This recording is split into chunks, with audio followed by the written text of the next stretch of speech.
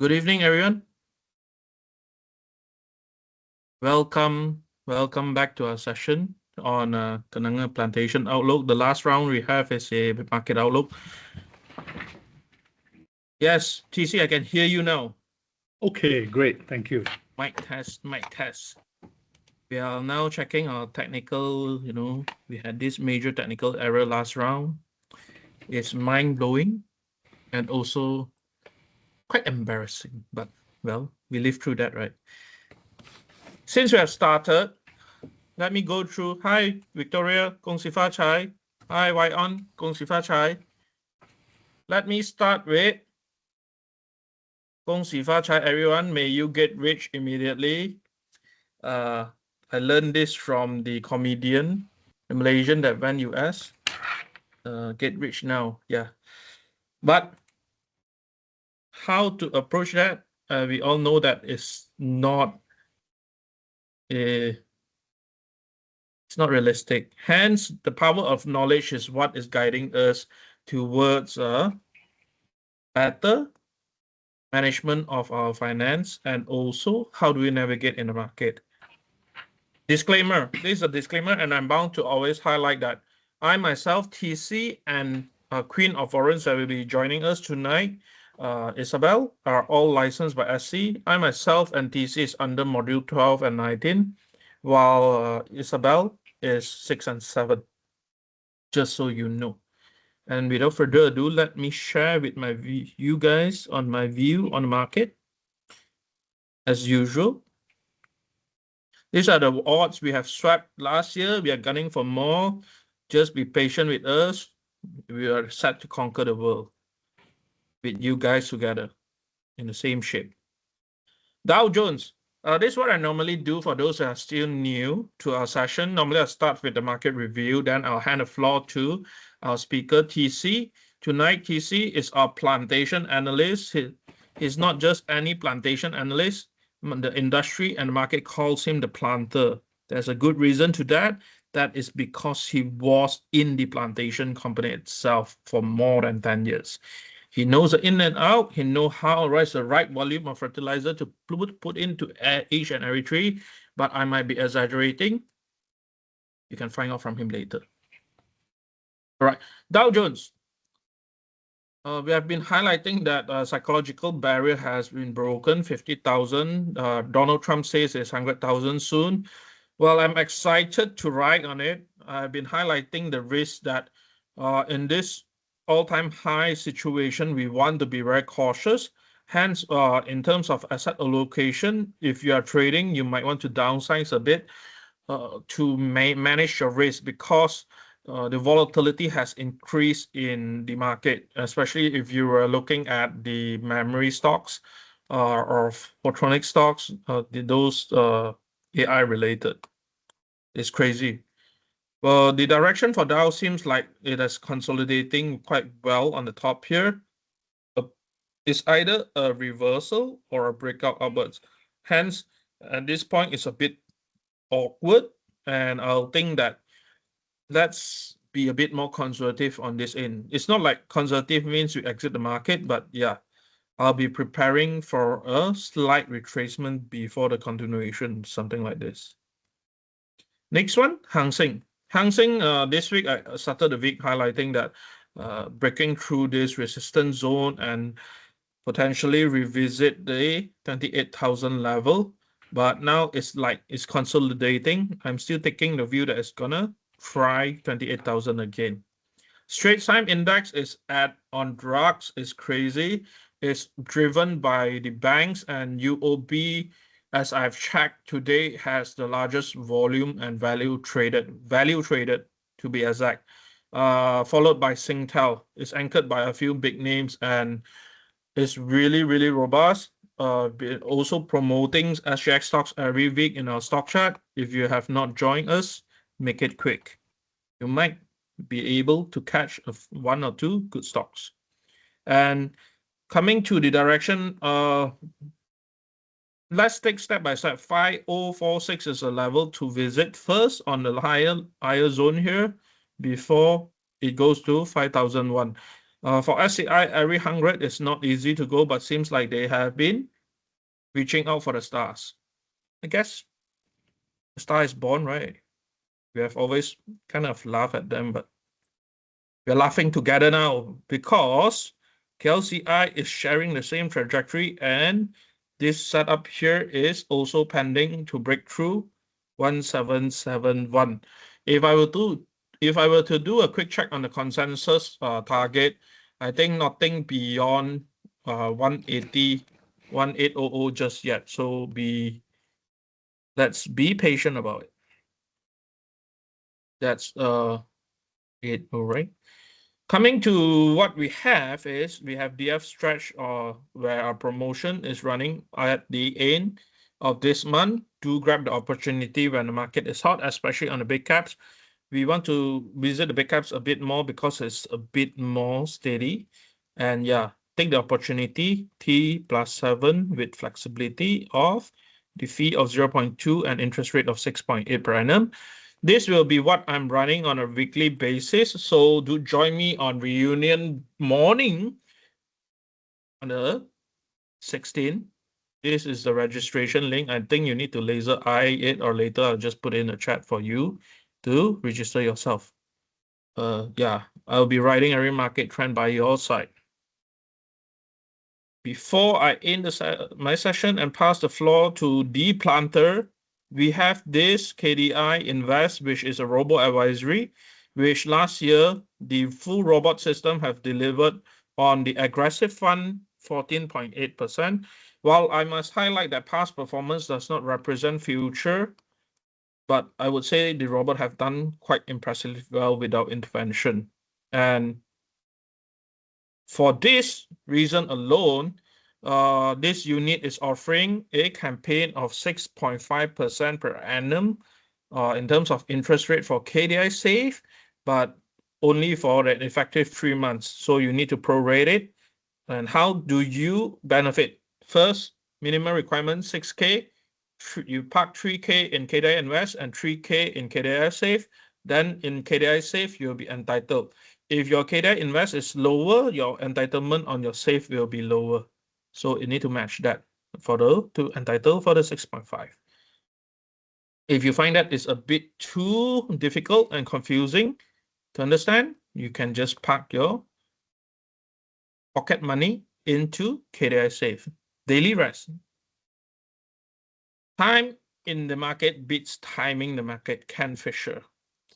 Very profound. I shall leave that for our bedtime thinking, and I shall pass the floor to the planter, TC. Hey, thank you. Thank you so much, Adrian. And good evening to all Kenanga troopers. Let me share my slides with you guys here. Okay, this is the present slide 1. Slide 2, if you were with us last year, some of it overlap. Basically, I think it's good to spend a bit of time to get everyone on the same page. First thing first, what's the difference between oil palm and palm oil? Technically, and oil palm is a tree, palm oil is the oil. And again, technically, in theory, an oil palm tree can produce 18 tons of palm oil, not FFB. If you all are not the fruit bunches, but 18 tons of palm oil. Of course, in reality, tak boleh lah. The average, I think, globally is about 3.6 tons of palm oil lah. So very far from that. Okay, this bit, we didn't have it last year. If you look in terms of fruits and commodities, cocoa actually came from the Americas. The home was Americas, but the Portuguese brought it to Africa, and today Africa is a big producer. Coffee is actually in North Africa, Ethiopia, and the Dutch first took it to Indonesia before actually coffee went to Brazil, which is where it is big now. Oil palm actually was known to the African for about 5,000 years already.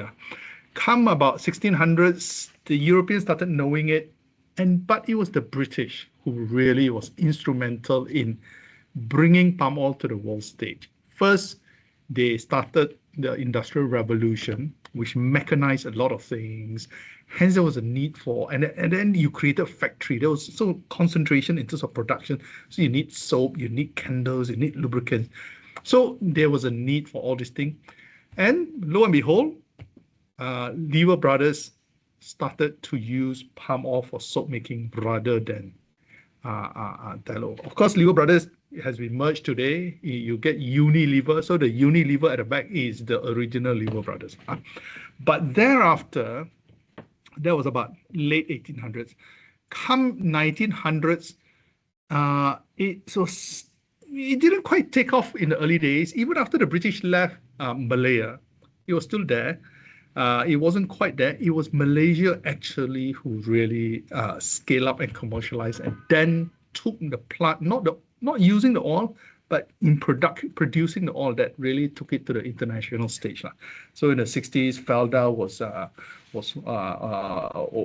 one of the instrumental platform to commercialize it. Then you have new planting materials. You have then introduction of weevils. We will talk about that later on. Quite interesting now.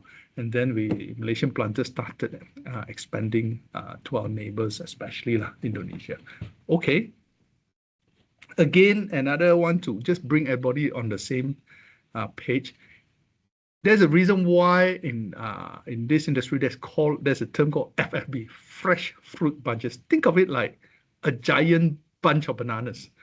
Within one bunch of FFB, it could be 10, 30 kg, but it could sometimes can even hit 40 kg.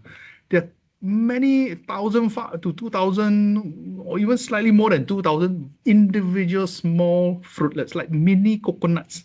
Imagine very small coconuts, 1,000, 2,000 of them in one bunch. That's why it's called FFB.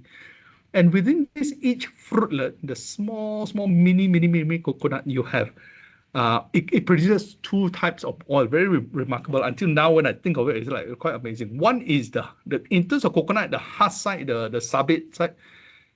That is the main source of the oil. The seed actually is the kernel, and that's the kernel oil. So two very, very distinct type of oil, and they're two very useful type of oil. So that just a quick intro. And interestingly, only you look at the tree, oil palm tree, over its entire life, economic life of 25 years, oil is only 10% of all what it produces. Yeah, so so the industry is starting to relook on how to maximize the rest. Okay, in terms of edible oil, sometimes we call it vegetable, but edible oil is more thorough. It includes butter, fat, lard, and tallow. So in terms of edible oil, palm oil market share slipped a little bit from about 36% to 34%, but it's still the main edible oil in the world. And the reason it slipped is because since about 2018, Indonesia imposed a moratorium on new planted area. So basically, any growth has been much more modest. Let's put it this way. In fact, if you look forward, say the next 5 years, generally there is very limited expansion in terms of planted area for edible oil, with the exception of soybean. Soybean on the Brazil side, US also more or less mature already. Argentina possible, but Brazil can still grow about 3% a year for about another 10 years. That's about it. So economically, supply growth is starting to slow down, and we'll talk a bit about that later on. But in terms of palm oil, you're seeing it already slowing down. Hence, you're going to see the market share keep slipping, but likely to still stay pretty dominant for at least another 5-10 years, easily, maybe even beyond. Now, in terms of the palm kernel side, the oil it produces is called lauric oil, and there's only one other major source, coconut oil. And here is the share of PKO is about 3/4 of all the lauric oils.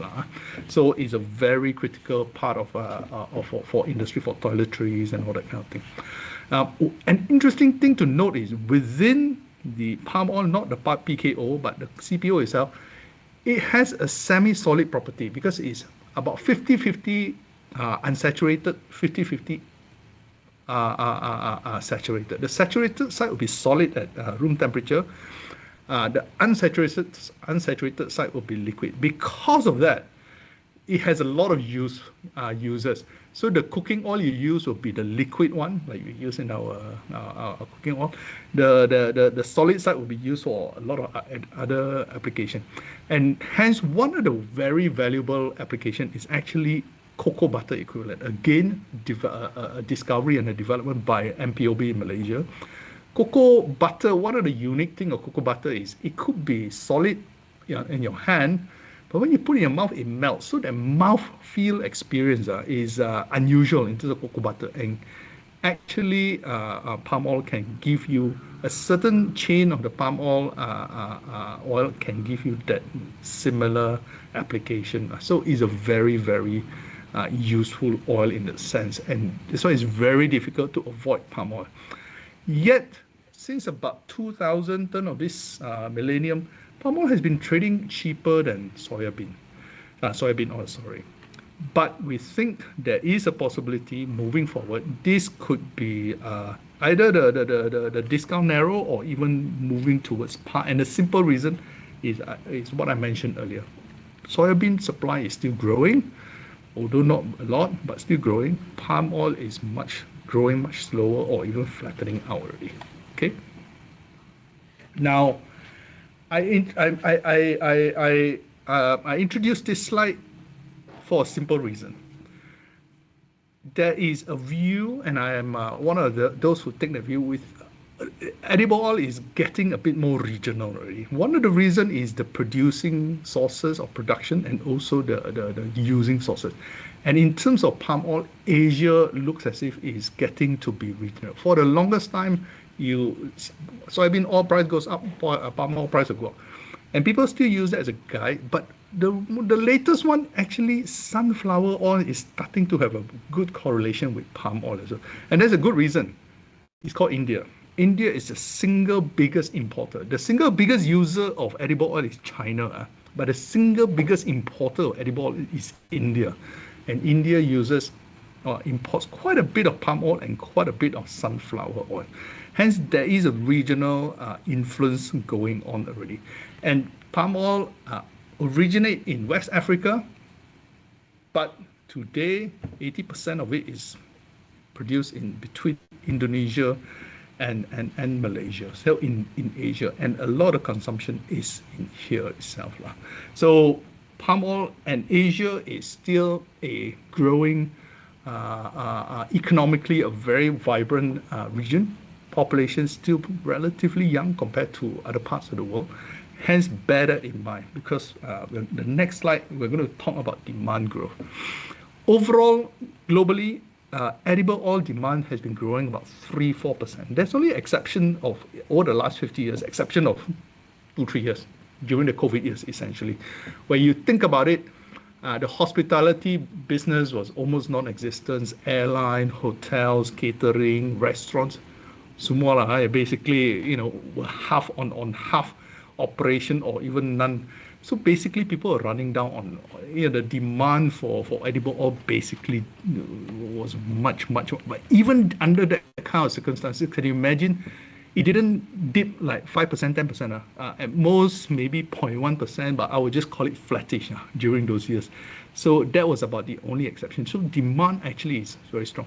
Underpinning this is basically food. 70% of it food. Biodiesel is now about 22, 23%, 23% last year. And then the rest are into your industrial users and all that. And because of that, because 70% is food, the primary growth, right at the very fundamental growth, is population growth.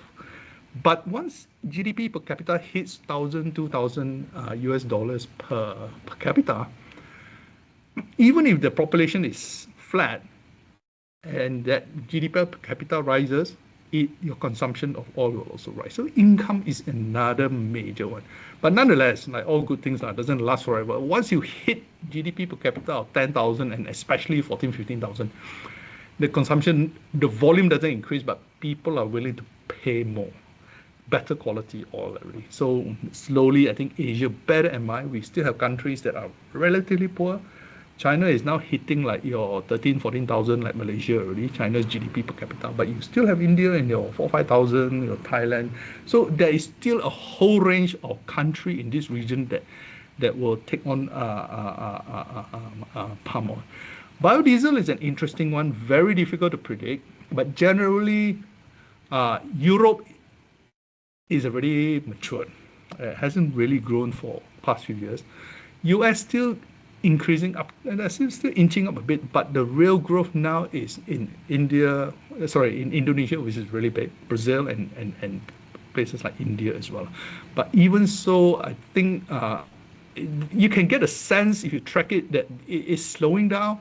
So potentially for another 3 to 5 years, I think there could be some growth from biodiesel, but by about 2030 or thereafter, it should be tapering down. And I highlight this because eventually biodiesel will be like a reserve. If there is a fight between food and fuel, government may just abandon the fuel side and use and lower your biodiesel policy, because biodiesel is largely policy driven, and favor and release some of the biodiesel mandate for food use. The difficulty here is it's an interplay between policy, and policy is then driven by hydrocarbon fuel prices, and that one is then there's an interchange with now the growing emergence of EV. There's no turning back in terms of cars already, passenger cars, but China has just started testing light trucks already in terms of EV last year. So we're changing that. So the speed of all that, there's a lot of variable. So that's why bear that in mind. This could be a good or bad thing. Bad in the sense that if somebody suddenly just say, okay, no more biodiesel, and all of it goes into the food side, then the pricing could get a bit affected. Supply, on the other hand, as I mentioned, highlighted a few times, land is not getting any more. So actually, supply side has been slowing, notably from about 2020 onwards. And oil palm is certainly one of those that, because it's such a fast growing crop for about 4 decades, it's now, you can see is noticeable. Now, bear what I just mentioned in mind, demand is growing 3-4%. Even without biodiesel, let's say it grows 2-3%. Supply might just be comfortable in terms of supply side. If you Brazil can grow about 3%, that adds about 1-2 million every year for the next 10 years. Yield may improve another 4-5 million from yield improvement. So overall, actually, there isn't a lot of room on the supply side to match actually natural growing demand, latent demand.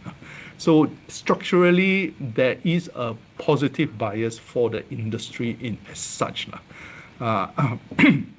In terms of moving forward, I think most people are thinking 4,000 is ringgit in terms of CPO, looks as if it's about there. I wouldn't go to the extent as one pronounced expert, Dorab Mistry from Godrej, he was saying that listed planters won't let CPO go down below 4,000. But yes, 4,000 I think is like a new level of people are just using it. And I think come next year at 4,000, not next year, 2026. Sorry, I'm still in the 2025 mode.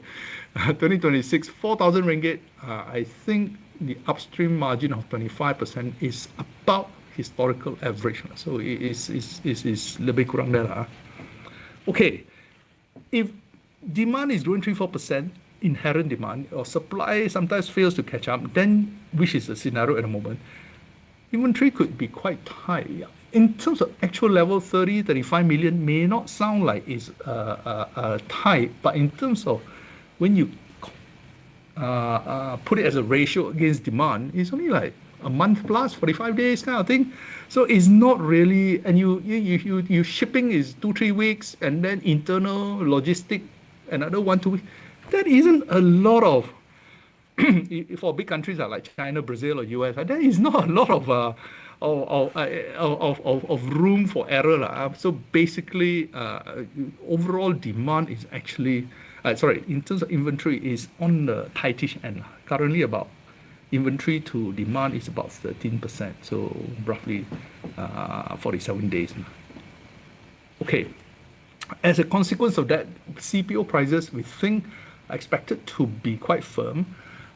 We do expect it to come off for a couple of reasons. Firstly, in 2025, it started really well. The first quarter was very, very good pricing because everyone underestimated or rather overestimated Indonesian yields.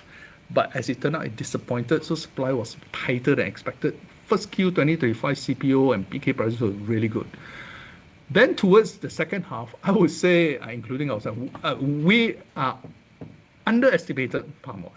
Palm oil did pretty well. Soybean record in Brazil was expected in a way, a bit better, but palm oil did really well. So actually 2025, instead of having a deficit, there was actually a slight surplus.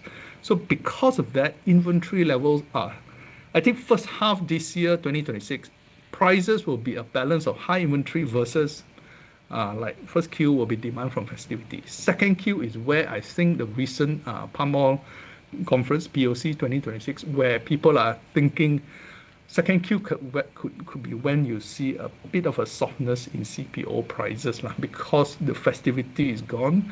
The inventory overhang hasn't quite gone down to your normal level yet. So there's still some, you still need some weaker prices to just sell it easier. But nonetheless, at 4,000 or 4,001, these are pretty good prices. You shouldn't be grumbling about it. Returns are still pretty good.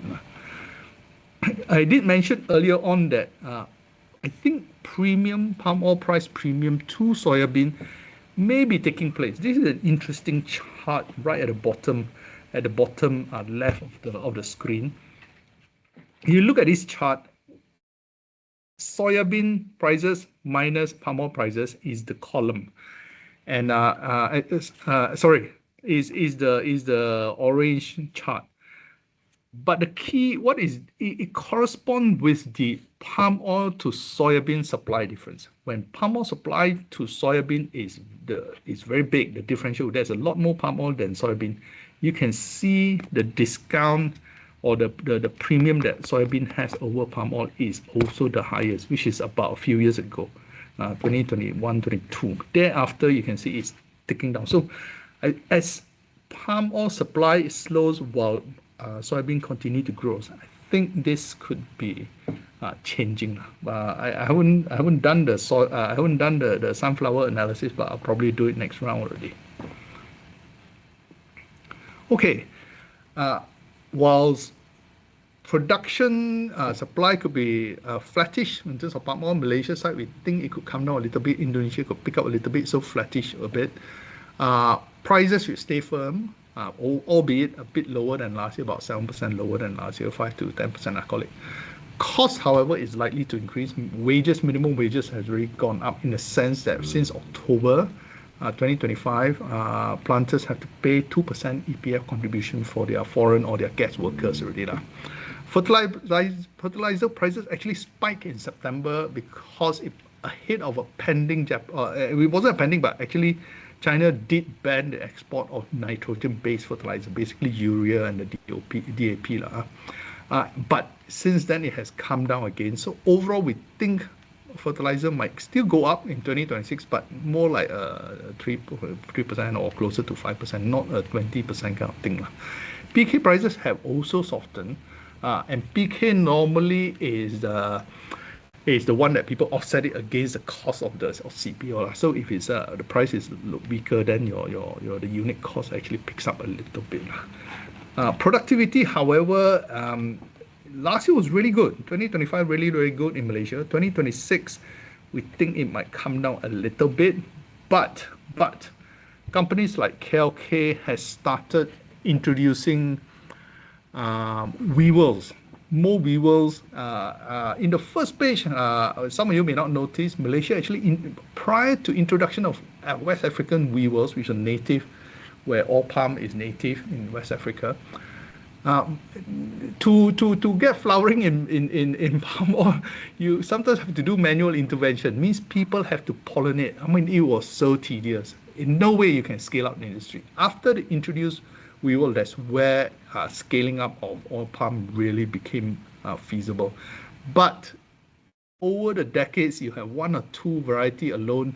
There's inbreeding, and so normally in biology, there's this thing called crossbreeding vigor. You need to interbreed a little bit with other groupings so that you have you have a more rigorous offspring.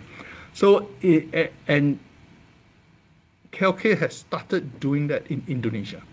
Malaysia MPOB is still a bit more careful.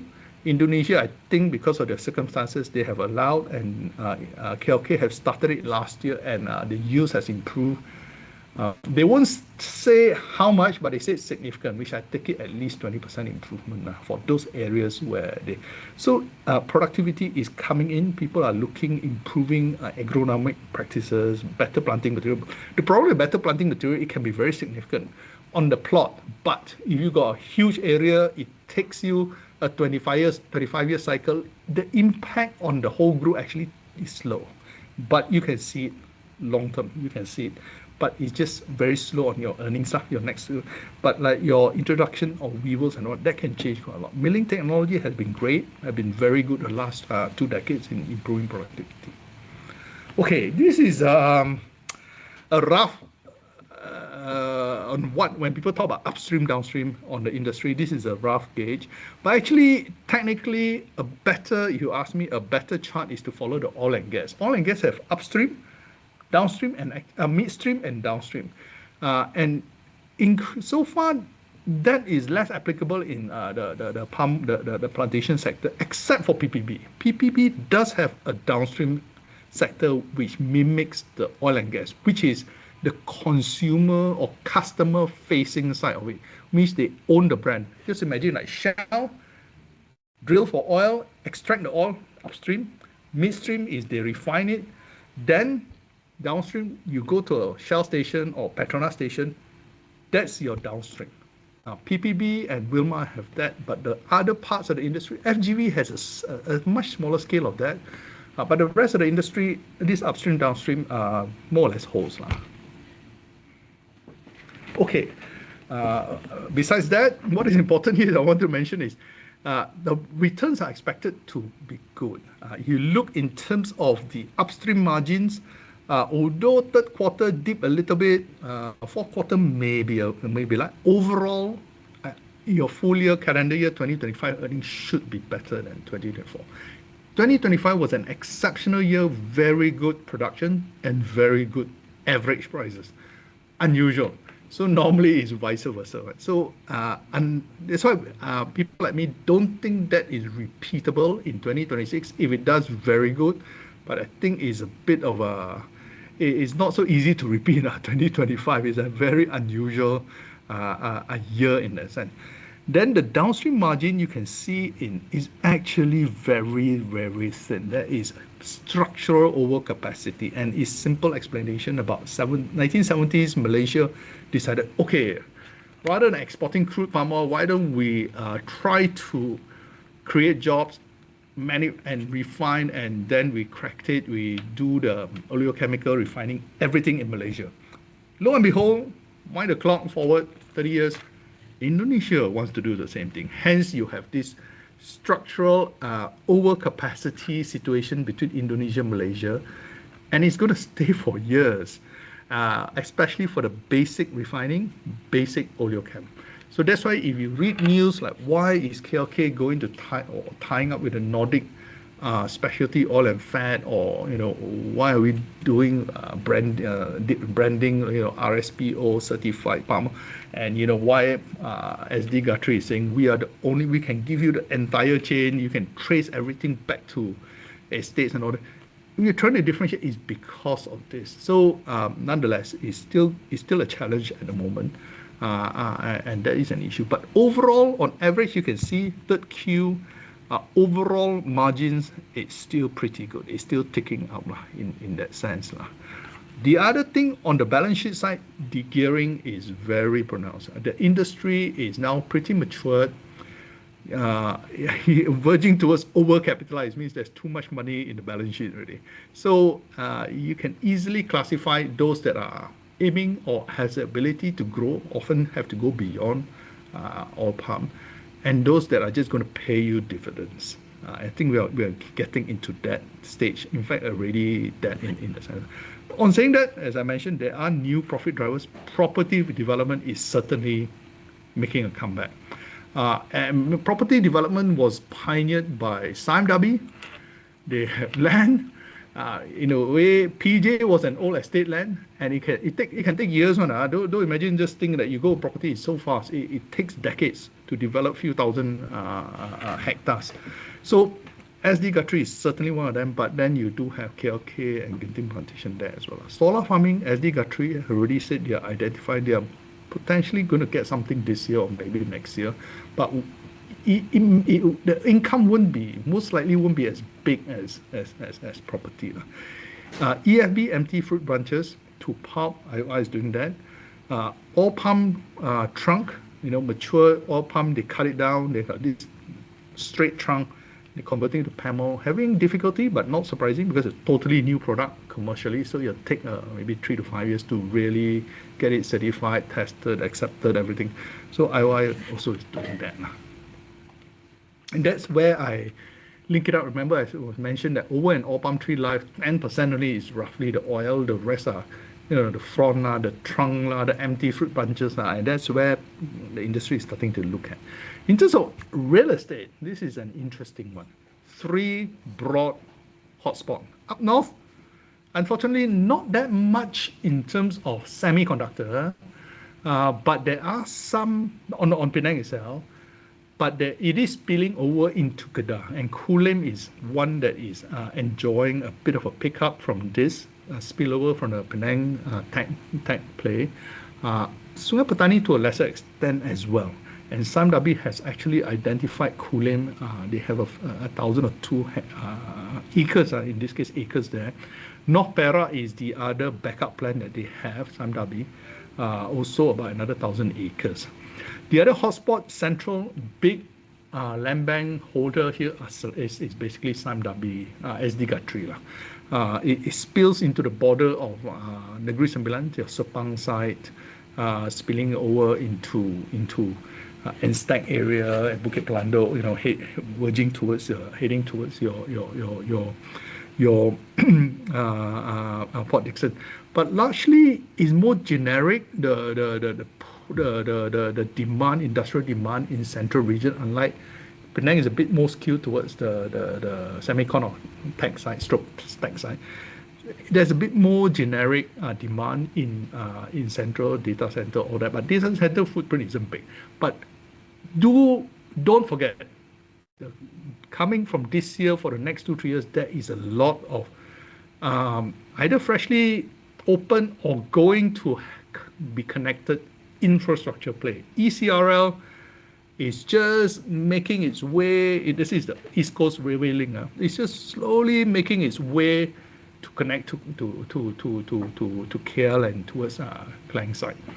And the West Coast Highway is done and may not be fully used yet, but industry are already saying that you go to Banteng, you go to the coastal side, you can see it's getting busier already. So your West Coast Highway, Expressway, your ECRL, Newport, the Selangor State identified, we have Northport, we have Westport. They're now looking to build another port on Carey Island. And of course, most of Carey Island belongs to Sime Darby, but this Westport will be reclaimed land, but nonetheless, that means they have land to support your warehousing, your logistics. And then, of course, down south, the most, I think, marketed Johor, Singapore, SEZ. That one is also spread. 3 key hotspots. Now, what is interesting is on this table, SD Guthrie has ran up, and I got to apologize. I missed the boat on this in terms of the call, but they've done really well, growing from about 25-30 billion in terms of market cap to 40 billion market cap. Largely, that 10 billion is largely because of the property. But if you look carefully, their percentage of Property land bank, especially like in Selangor or in Johor, to the total group land bank, there's very little difference between KLK's percentages and SD Guthrie.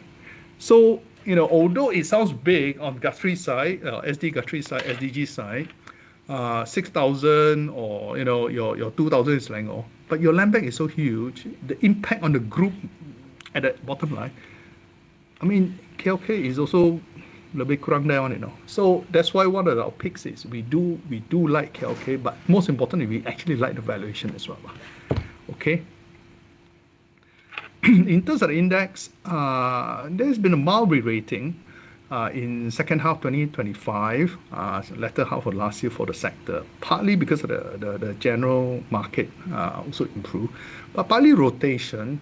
I think that game or that play is largely tapering off, simply because KLCI, not our numbers, but just use a broad consensus number. Sometimes that's more neutral, yeah. Your KLCI is already trading about 15 times PE, 1.5 times book.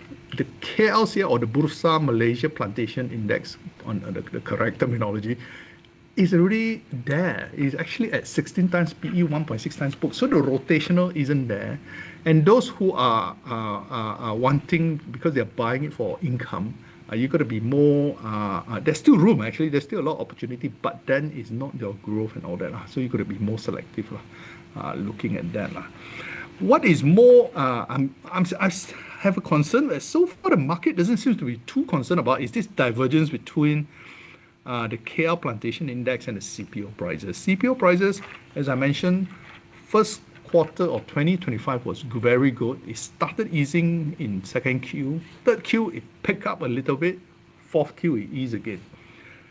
But you look at the KLCI plantation, it just went up totally different. It's like K-shape like that, since about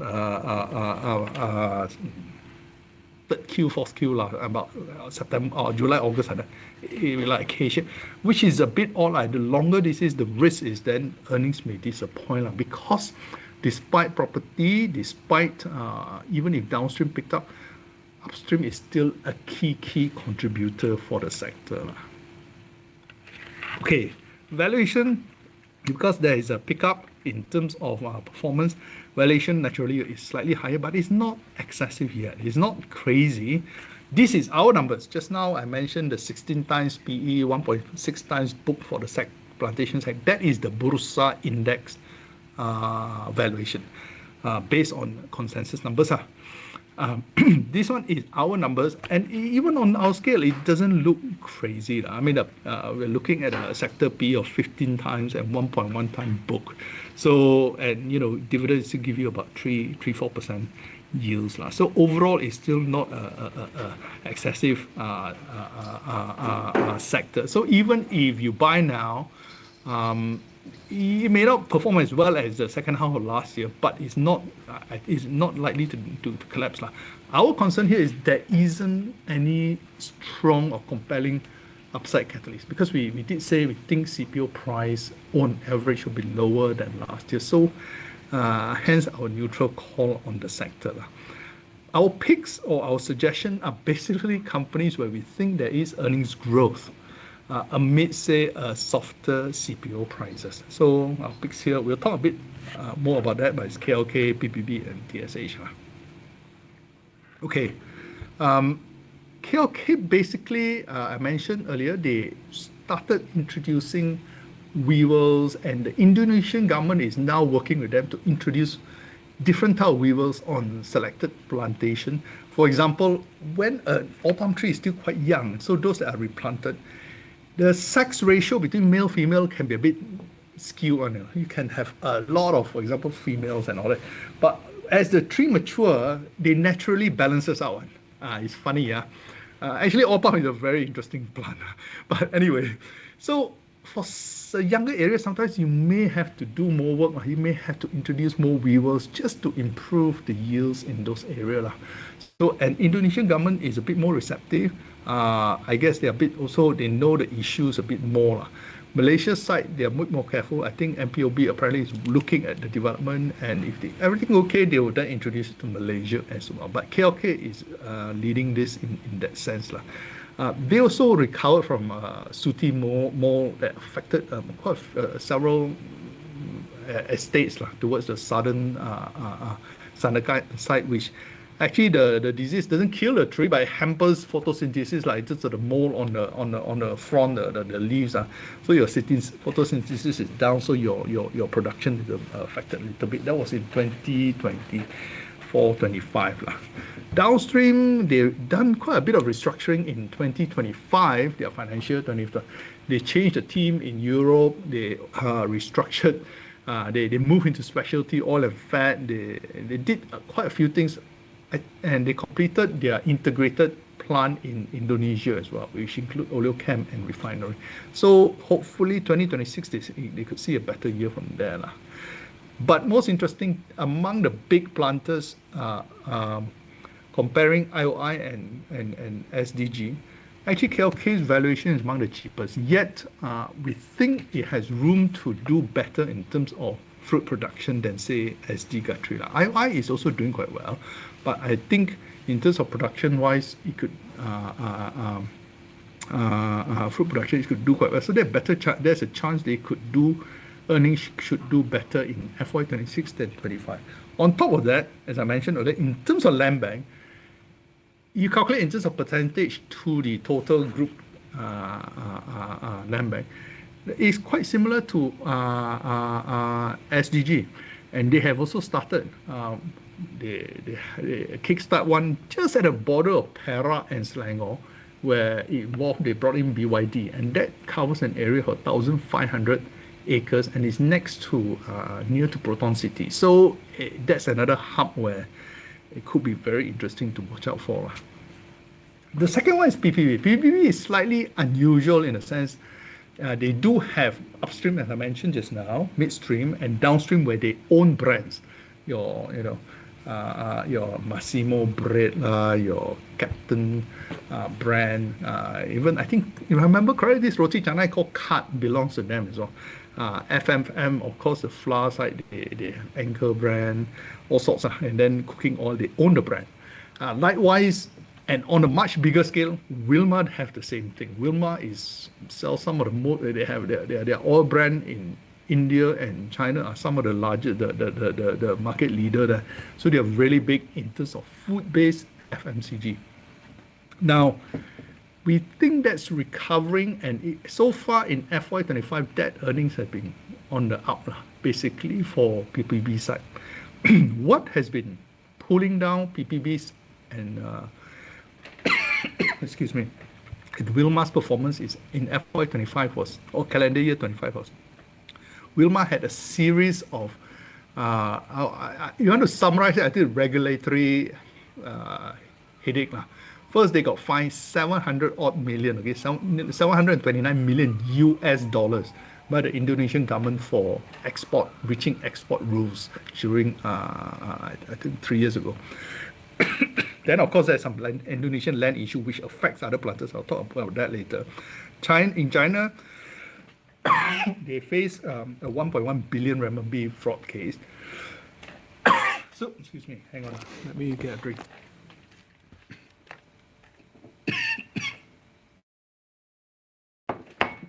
So there have been a risk premium or a discount applied to,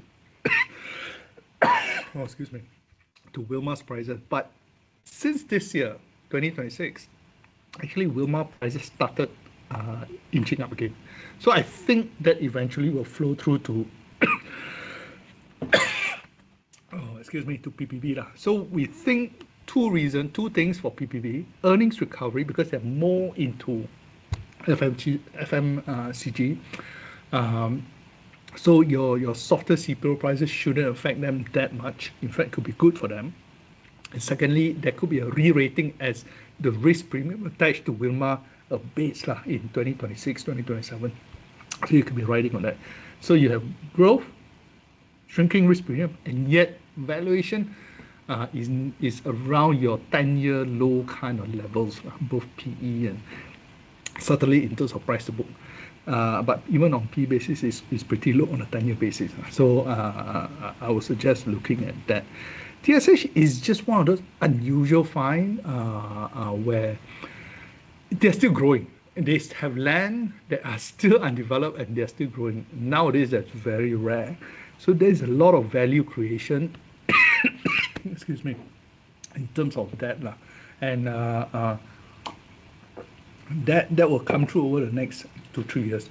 You want an earlier, faster one, then that, besides TSH, is United Malacca, but the price have gone up from about 5 ringgit, now 5.80, sometimes hitting 6 ringgit. Simply because of that.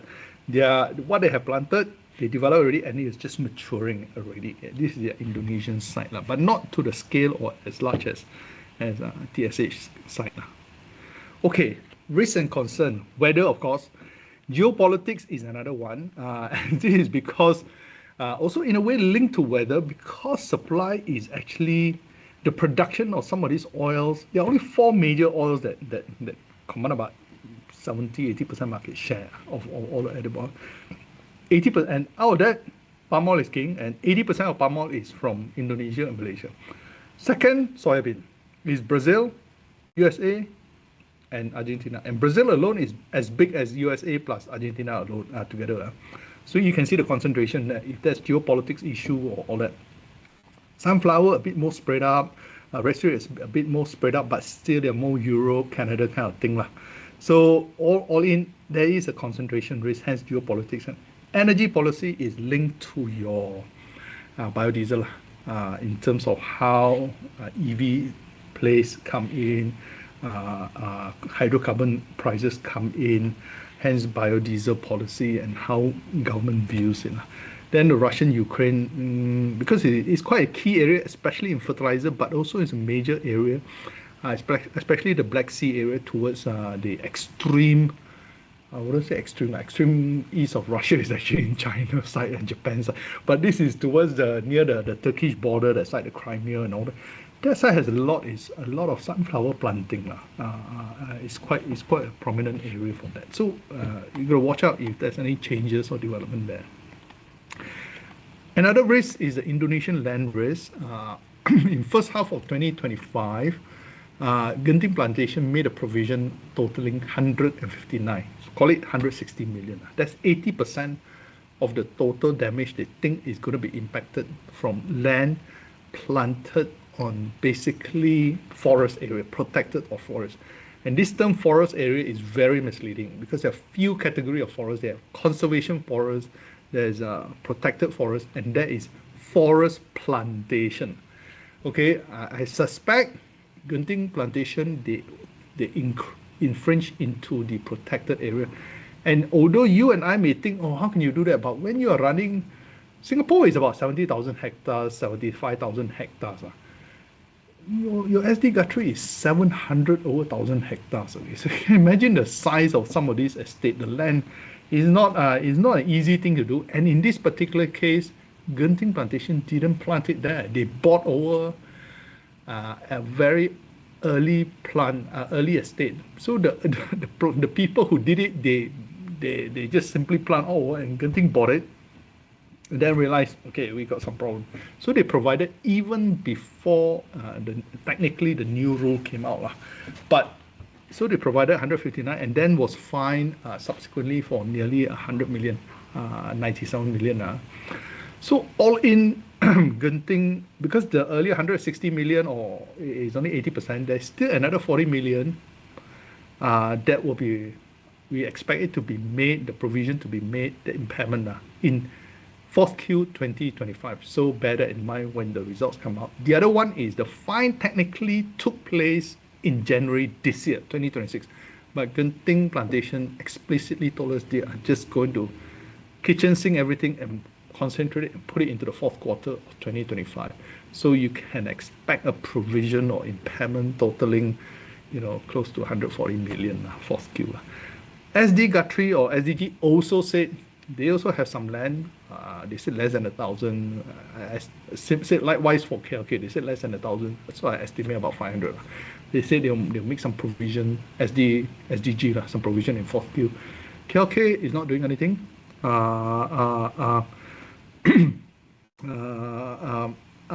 Wilma indicated to the media, said they have about a few thousand acres, a few thousand hectares, a bit like Genting Plantation. So there could be some provision this first Q 2025, just bear that in mind. But we think the risk is more or less contained. When you hear all three, the government sees 3 million, 4 million last year, and now identify another 3, 4 million. Actually, you trace back to quite a few years back. In 2021, the government already said 3.3 million of all palm areas were planted illegally, in the sense in protected or conservation forest area, which is I think what happened at Genting Plantation Tower. Some of those, for example, like maybe have been planted in forest plantation areas, basically areas that are supposed to be forest plantation for the pulp industry, for example, or for timber industry. But instead of planting those, some people plant all palm, which is, it does happen. So that alone is about 2.5 million in 2021. Some people say it's approaching 3 million today. But we think it should be abating that risk.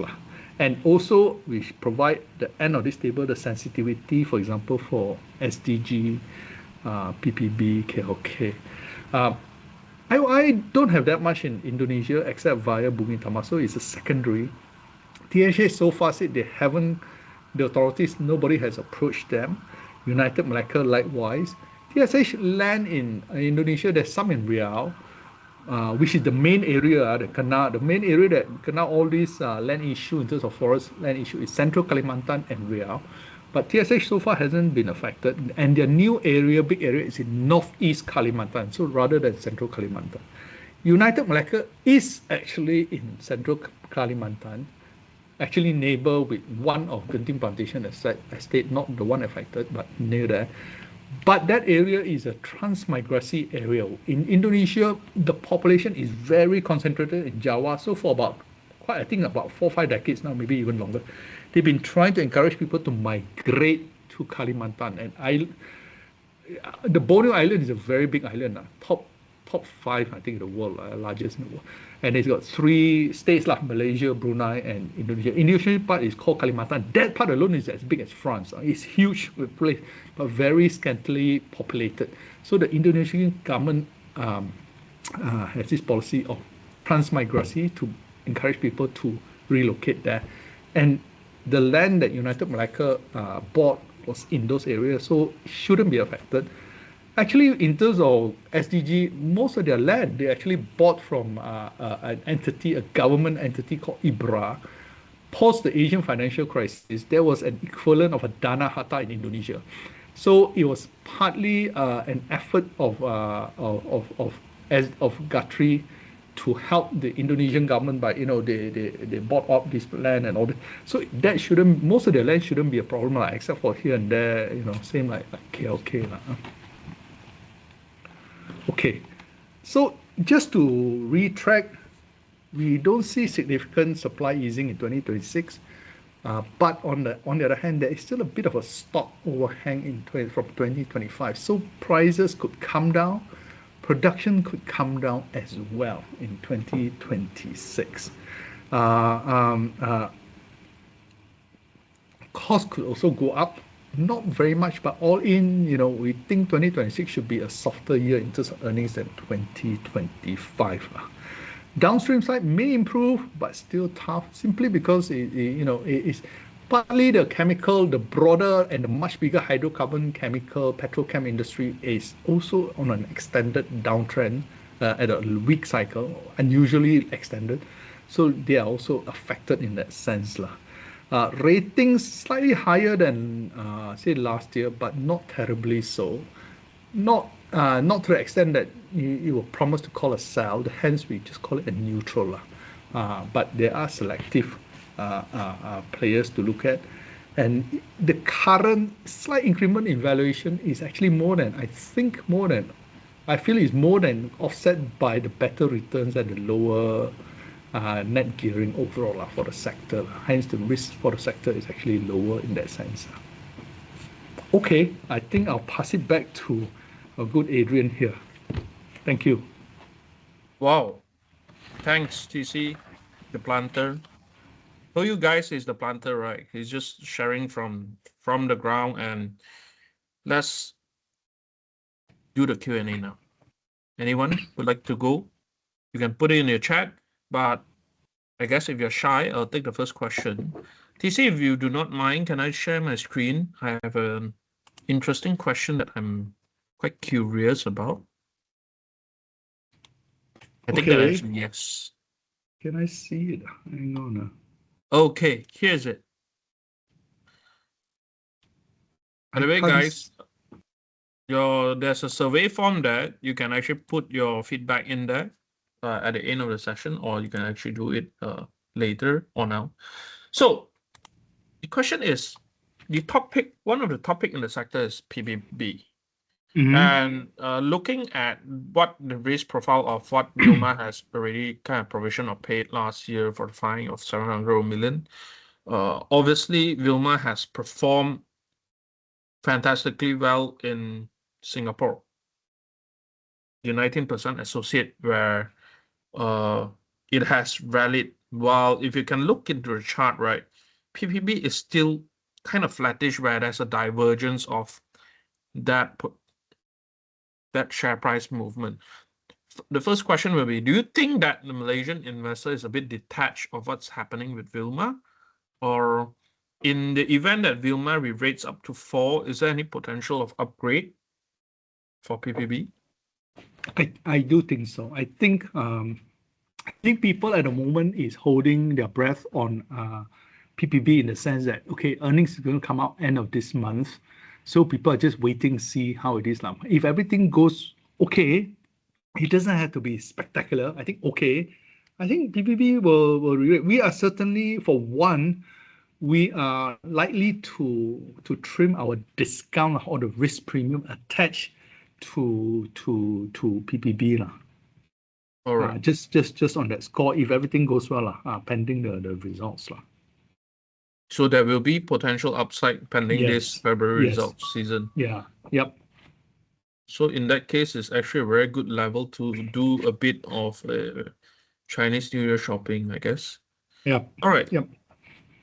That's because this chart is too compelling. Coming back to the chat box, Ravinder, Gong Xi Fa Chai, your question is on Johor Plantation. Johor Plantation, yeah. Yes. Okay. UP did spectacularly well in 2024. Then flatten out lah. I mean, naturally, in a way. I think JPG followed thereafter. I think it's done pretty well. Both and JPG is pretty liquid. And both SDG and JPG and Johor Plantation. But moving ahead, I think, although we don't officially cover it, there just just sharing my thoughts. After doing so well, I think it's about there. One, in terms of Johor land play, actually between SDG, Genting Plantation also have very big land bank in Johor, and KLK. I think there is a lot to look at already. That's one from a Johor land bank. From a plantation land bank, I might as well buy UP. So in that sense, it's neither here nor there moving forward. That's how I look at Johor Plantation. Nothing wrong with it. It's just that sometimes, you have a choice. At this stage, I would think UP is a bit more attractive. And I think recently UP has kind of retraced to set up for a little bit. Yes. The retracement has set up for the next wave. So yeah. I guess to concur, if you want to look at a nice entry point for UP, probably you want to look at about 28.90 cents or 29 around this area. Yeah. Or the other way to look at it is like what Adrian is alluding, if it comes UP comes down to a good price, you might be tempted to just maybe take some profit on your whole plan. Probably a bit of a rotation in terms of funds, right? In Something that terms we of can that. consider. Yeah. All right. That's a good question, Ravinder. MHC, comment on MHC has risen a lot. Why does this name sound familiar? MHC Plantation. Oh, Indeed. actually, Keksing and MHC, you have to send to Adrian, then I'll just have a quick look at and get back to you. There are about 40, 50 counters in the planter side. Yep. We can't cover everything. I just apologize on that score. We just don't have the resources to cover everything. All right. But we'll try to look into it. And to answer Victoria's question, TC's topic is KLK, PPB, and TSH. Guthrie is not in our top pick, which I must admit I missed. But at 5 ringgit 80, I think is quite rich. I'll explain to you a reason why. You want to put, one, very simply, I think is there's too many buys out there. It's too skewed, so a lot of good news is in the price. If I value SDG on just the plantation side, it should be closer to 25. Let's call it 30 billion. Today's market cap is 40 billion. So that 10 billion is for property mainly. Actually, I can buy cheaper plantation and cheaper property combined. KLK is about 20, 25 billion market cap.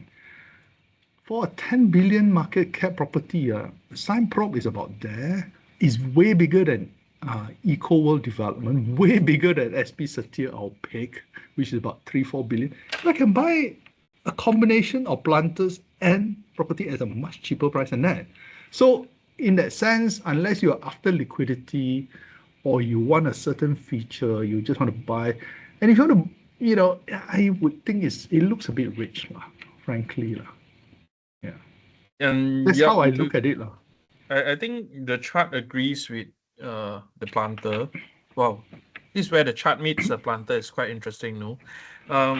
If you look in the screen, right, since the time of the dinosaur, I mean, there's a little tiny dinosaur here. Since listing, the peak for SDG is about $6 and now it's about 580.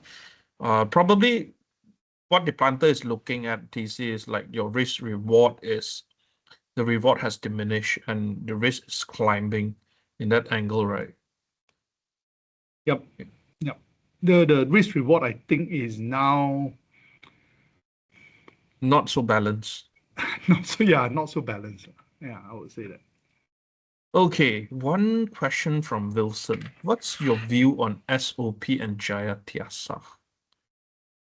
I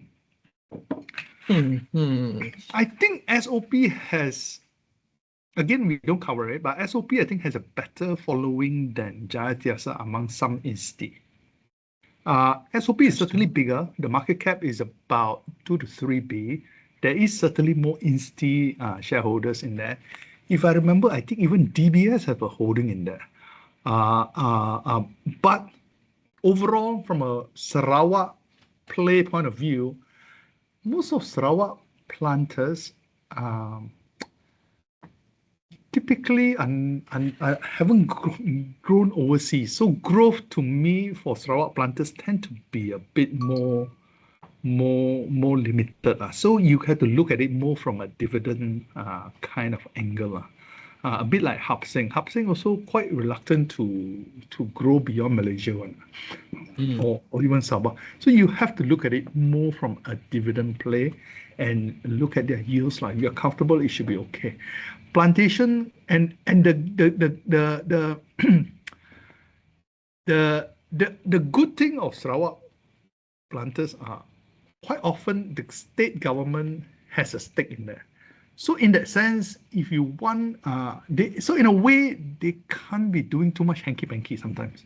Whether they if they got money, like in the group, whether the private family major shareholder were injecting more plantation land at inflated price, they have to think twice because the state has it may not be a big state, 10%, 15%. So you have to think twice. Do you want to go and offend the Taiko there or not? So in that sense, Sarawak has a plus minus one. It's quite interesting. You may not have that much growth, but the look for the yields. And there is also a third invisible hand in that sense that is on your side, on the minority shareholders' side. So I'm not averse to Sarawak, but among them, I think SOP is among the more liquid and more institutionalized. Recently, WTK has been making some proposals as well. Again, we think there could be some value from the restructuring, but long term is also back to a mature play. But unfortunately, their debt is quite high. So long term, their dividends may not be as good as, say, like your SOP and all that. Dividend. Coming to the point of dividend. Also a question from Victoria. Dividend yield is too low and a lot of risk going forward. But I think past few days we have some discussion on rich planters that pays crazy yields, right? Actually, two few things. I wouldn't say dividends are too low. They are still not too bad. 4% in Chola for they can pay more, like they're sitting on a lot of cash. But remember I mentioned the Indonesian land issue. I highlighted 4-5 companies in Malaysia. It's Wilmar technically is Singapore. Singapore, we got Wilmar. We have Guthrie, Genting Plantation, KLK. But actually 70 over company were fined in 2025 alone. Apparently, Indonesia collected 10 billion ringgit. Some of these companies may be on properly titled land, but going bankrupt. So you get what I mean? There is an opportunity for takeover. Among them, if you ask me, the most hungry is IOI. IOI regretted not taking the opportunity to buy over the former IGM plantation estate. It went to KLK. And IOI, although have gearing, the gearing is quite low. So they are looking around, scouting around. And it wouldn't surprise me, there are a few other planters who are of the same mindset with IOI. So they will be looking. There will be one or two that are maybe more easier to talk to. Let's put it this way. They may not be bankrupt, but easier to talk to get into an Indonesian exposure, either by buying the company itself or just buying the land. So there could be opportunity opening up. So that's why some of the yields may not be to the level you want. But nonetheless, I think you can still find pretty decent yields. I mean, Hapsing is 5-6%. There are companies that are doing it. Tan is still pretty good. And Tan may come up with pretty good fourth Q numbers. I spoke with that. I haven't crushed my numbers, but I think they were quite positive, and certain things surprised me. They found like new plywood market and all this, and their oil palm side. I think their main contribution. There could be surprises on that side in terms of earnings and yields. So I wouldn't say the yields are low. Actually, they're generally pretty good. And the risk, again, I disagree. Actually, planters are some of the most lasting companies. Sime Darby, you trace back to the original company, is over 200 years old. United Plantation, United Malacca, KLK are over a century old. IOI, you trace back to the Dunlop days, they are nearly there. How many companies in Bursa can tahan there? So there is a longevity to it. To me, risk, okay, you accept a bit of volatility in the commodity prices, hence your earnings. But in terms of losing your pants out, your bottom line, basically losing your capital, I think if you choose those Malaysian one with long freehold estates, I think you're okay on that. Not to get robbed of the land, right? Yeah, you're okay on that. I mean, you can imagine some of this land like KLK, they are 50, 60 cents per square foot kind of Oh dear, agriculture in Selangor. It's like, oh, hello, how do you find, man? obscene. Yeah. Yeah. All right. So, oh, Joanne, you're sharp. Pay very decent dividend. They Can I keep do. can I keep as a dividend stock for long term? That's why I say this committee is really, really good. Now I'm tempted to study it and ask TC to elaborate more on price. Okay, as I said, stretch in terms of my resources. But Price actually is an associate of TSH. Haha. Recently, TSH chairman was appointed to the board of Price. Okay. So beyond just the yields, it was at one time, I think even 14, 15% yield. And now price went up, now it's about 9%. So what is going on? You get what I mean or not? You don't have to ask the management. Of course, they say nothing, whatever. But why are you suddenly so visible on the board? Is there going to be some play, some takeover, or what? I don't know. I don't know. Privatization? Yeah, you just don't know. So, price can be a bit more interesting than as it appears than just a yields play. But honestly, I have no idea what is going there in terms of, and this type of thing you ask management can't also tell you lah, to be honest. I mean, There will be insider information. it's not just that. I mean, if they want to take over, why would they want the price to go up further? Correct. Yeah. So it's a bit, doesn't make sense for them to be publicly telling you. But it's up to us to think about it. Up to us to figure it out. All right. One question from Ravinder. Do you look at UK listed planters, MP Evans, Anglo Eastern plantations? The multiples look cheaper. You have a great question, Ravinda. Actually, outside of Malaysia, planters are dead cheap, even in Singapore, even in Indonesia.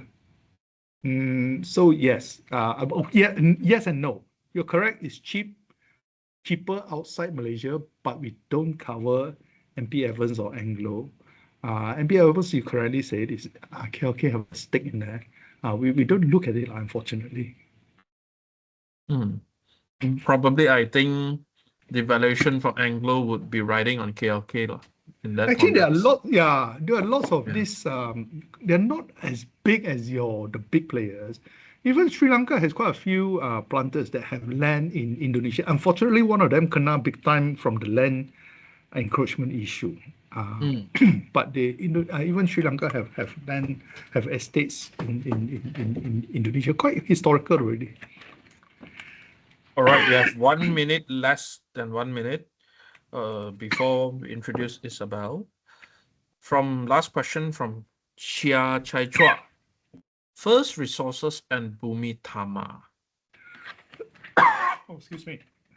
Okay. What's your view on that? Okay, I don't look at. Oh, excuse me. I don't look at First Resources that much, but Bumi Tama, I like what they do. I like the estates, the production, and it has gone up. But if I recollect, I think it's still not a crazy number. But actually, that's why I say in Singapore side, you can pick up pretty decent estate, and I think Bumi Tama is one of them at quite decent price. But then your risk is, will it stay sub Malaysia all the time? So that's the problem. But in terms of pure value, it's good. It's great value. Okay. I hope that answered your question, Chia. And you guys are pure solid in terms of your knowledge and the question that you guys pose to the planter. Now you really Indonesia, UK, wow, macam-macam, man. You guys put my planter to test. He's the real deal. All right. But without further ado, we'll need to let him take a break before he come back and say bye. So now let's introduce a Queen of Warrants that will help you to take a different perspective on how you can use tools to enhance your returns. Hello, Isabelle. Hey, Adrian. Thank you so much, TT. I especially love your phrase of having vigorous offspring. Oof, Oh, dear. that is one way to put it, you know? I mean, when he was talking about, the pollination of palm oil, of course. Technically, it's Vigorous called Interesting. hybrid offspring. vigor lah, What but we have. hybrid vigor doesn't sound so. Oh Well, I dear. hope you're feeling better, TC. Thank you so much for joining us. I guess after all your years of being at the plantations, city life and city air doesn't do it for you, yeah? Getting old as well lah. Yeah, but it's been good. All right, so we're going to cover something really quickly on structured warrants. For those of you who have joined me for the first time, welcome. I see we have 42 of you, but as usual, most of the people joining our sessions, they join us on YouTube. So that's the MO for these days. People like to watch it in their own free time. Regardless, I'm going to do my best and I'm going to give you a very technical view today. Because TC has given us the nitty gritty about it, I figured, you know what, I'm going to give you the nitty gritty about structured warrants. Today's session, forgive me, it's going to be extremely technical. So for those of you who've joined us for the first time today, do you mind just pressing number 1 in the chat? Second time you've seen my face, press number 2. Third time, press number 3. Fourth time, press number 4. Infinite times, just press 8. Very, very Chinese New Year and prosperous. Today we're going to cover a few topics. I've got speakers, awards, 6 warrant ingredients, and actually I'm going to cover musty strategy. So this is me, as Adrian mentioned earlier, CMSRL 6 and 7 is my license. And for those of you who've been inundated with all these people who talk about finfluencers out there in the market, right? The tricky part is they are not licensed. They can disappear if they so please. And technically, they're not allowed to actually give you any stock picks. So the only place that you can get stock picks is from a licensed broker and from somebody who is licensed like TC over here, or Adrian, or myself. Awards, very good. All right, 6 warrants ingredients for those of you who've joined us before. Adrian 88888, very cute. For those of you who joined us before, does anybody remember the 6 warrants ingredients that I covered last month? Anybody want to give it a shot? Whoever can answer this question, you will get a Chinese New Year hug from me. Cannot give up prize because compliance hasn't cleared giveaway. Alpha Bravo Charlie Delta, nice chance, nice try. But I'll spare you guys the misery. So we've got underlying price, volatility, time to maturity, interest rate, dividends, and strike price. And these 6 components make up the pie, which is the structured warrant.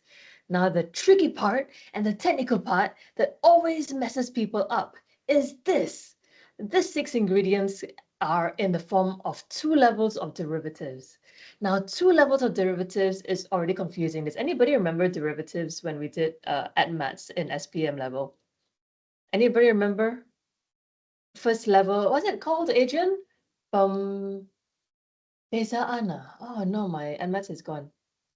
Remember, we did derivation, right?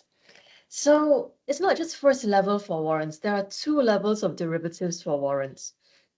So the first level, of course, are all these six ingredients. But as you know, even though I am academic, I've done the first degree, the second degree, the qualifications, all of that. I actually don't care. All I care about is how much money I can make. So instead of me giving you a master's crash course in derivatives, I'm going to tell you what you need to know to make money from warrants. All right. So underlying price, we do have that. It is the strongest and most obvious driver. Okay, you can screenshot this page later or take a photo of it. I know Teams is a bit hard to screenshot. Second strongest, in my opinion, would be time to maturity. Because if the expiry is further away, the higher the warrant price, because it means there's more time for it to move favorably in your direction. Now, the third one that people always, last time, I didn't cover this so much. In the videos that I did in 2022, 2021, I've been at Kenanga for 10 years, all right?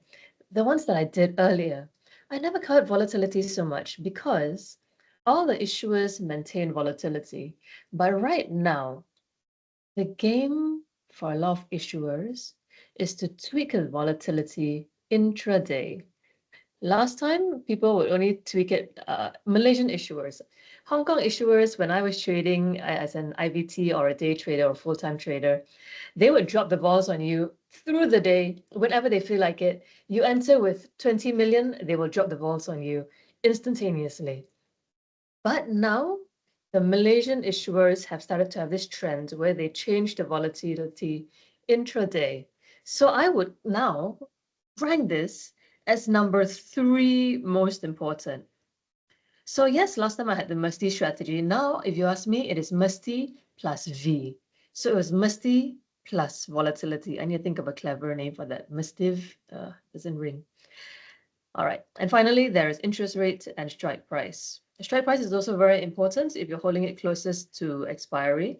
But I'm going to show you why all of these are covered in my musty strategy. As we always call it, musty gunakan musty, right? Now, the first part about musty is that M. Right, let me move my little colorful little thing over here to the side. Okay. So the first M for musty is there must be a matrix. So this issuer, FYI, matrix in Malaysia, Malaysia is the only country that offers a matrix.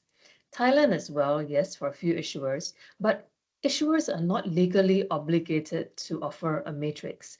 It is community service out of the kindness of our hearts that we offer it. Previously, when I was trading, we would write the matrix only when the warrant flips, and then after that, we would exchange these papers with each other. And that paper is only valid for 1 day. So these papers were like pieces of gold, okay? So the matrix, it's important because it changes through the day. Like I mentioned, the volatility part. So it helps you time your 1, 2, 3, which is the 3 things you need to remember. Entry price, stop loss, target price. And all Kenanga warrants come with a Naga matrix, no problem. So let's say if you don't want to trade Kenanga warrants, that's fine with me. Go ahead. You know, I'm not here to push you. I'm just here to educate you. But there are risks for trading with issuers without a matrix. Now, second thing, like I mentioned, was theoretical, was that for E, which is my effective gearing, high effective gearing, a lot of people would ask me, hey, you know what? How about delta, gamma, vega, rho, which is the second level derivative for structured warrants, right? Effective gearing actually covers that, and I'll show you why. Effective gearing, it means if Hang Seng's effective gearing for this warrant is 16.82, if Hang Seng futures goes up 1%, the warrant goes up 16.82%. Easy. But let's say, 5 minutes left in my meeting. All right, no problem. Let's say gearing. Gearing, the formula is underlying price divided by warrant's price, right? Effective gearing is gearing times delta. And I won't show you the mathematical formula because then, actually, maybe I should. Then all of you can sleep very well tonight because it's terribly boring. But for delta, the components are underlying strike, risk-free rate, dividend, volatility, and time to maturity. So the delta is already included in my E for effective gearing. After that, I have few ticks of sensitivity, S, and that also includes delta as well. If the delta is high, that means that it's fewer tick sensitivity. That means it's easy to trade. If it's, say, 50 ticks for Hang Seng, fine, because Hang Seng futures can move 50 ticks in 5 seconds. But if it's 50 ticks for a Malaysian warrant, how long does it take for it to move half a cent? You can wait for a year sometimes. T, time to expiry, that covers your theta. And finally, I is make sure it's a responsible issuer. That means transparent pricing, fair pricing, not too much volatility changes, yes, even at Naga Warrants, we do change our volatility, but we don't change it intraday, intra-session. All right, that's just crazy. And my experience as being a structured warrants trader, I would really hate that. So I won't do that to you guys. So that is why, if you ask me for 2026, it is musty plus a V. So if you want to know more, we have our Telegram channel, Naga Warrants, Naga Warrants hotline. Hotline is one-to-one. That means you can talk to a human, not a boring robot on the other side. We use robots for our trading, but we don't use robots to talk to you. That's the difference between Kenanga and other brokers. Our beginner and advanced videos that I have, these are the ones that won me a whole bunch of awards. We've got 1 hour on the beginners and 1 hour for advanced. It's just about 2 hours that I've shot. And for our online, Adrian does a fantastic stock chat that happens every, I would say Monday, but if it's a public holiday, then it happens the next market day. Happens at, I still forgot to change this typo, 8:30 a.m. And every quarter, we have our head of research, Peter Kong. He joins us, Q1, Q2, Q3, Q4. That's our calendar. And every month, we have our sector analysts, oil and gas, banking is up next, solar is up next. And on ground, we have a lot of stuff coming soon. And that about wraps it up. Folks, any questions before I let you go? Or am I? Maybe Yeah, come. we can use Musty 5. Musty VS 5, like a ship. Or 5 can be fine, you know, I don't know. Musty the 5. one. You mean like how the Thai people, whenever they laugh, they say Yeah, 5, 5, 5, 5, 5. 5. V is a 5, right? Yeah, I get you. Cool. Possible. Teng Chuan, hello. 8888888. Thank you. I hope you learned something new today. I know it's tiring for me sure. because I do always cover the same topic because nobody likes to cover warrants. It is incredibly painful, but I think it has to be done. So I thank you would so much, think Teng. otherwise. I would say there's not many that is experienced enough with that to cover warrants. TC is very kind to me, that's why.